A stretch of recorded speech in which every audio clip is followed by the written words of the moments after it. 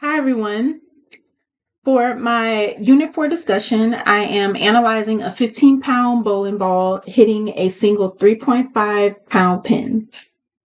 As you can see in my diagram, the heavy 15-pound ball rolls down the lane at a constant speed, hitting a stationary 3.5-pound pin.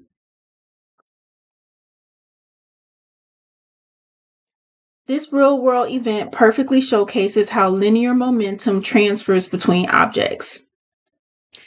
Momentum is mass times velocity. Because velocity includes direction, momentum is a vector quantity.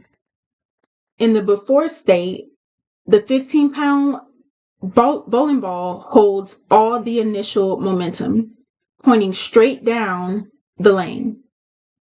The 3.5-pound pin is completely at rest, meaning its initial velocity is 0, so its initial momentum is 0. The pin is at rest. 0. While they collide, they bounce apart. This is an inelastic collision. It is inelastic because some kinetic energy is lost to the loud cracking sound and a tiny bit of heat. Even though kinetic energy changes forms, total momentum is conserved. We track this using the conservation of momentum equation. M1v1i plus M2v2i equals M1v1f plus M2v2f.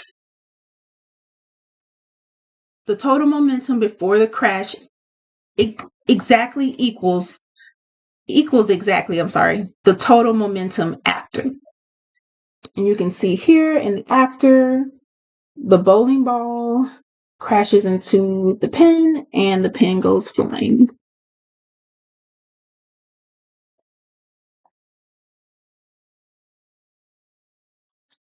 To look at this through physics reasoning, we can look at the system versus individual objects.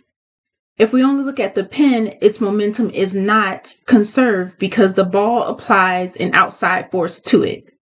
But if we treat the ball and the pin together as one system, momentum is fully conserved. The collision force is internal. The ball gives up some of its forward momentum to the lighter pin.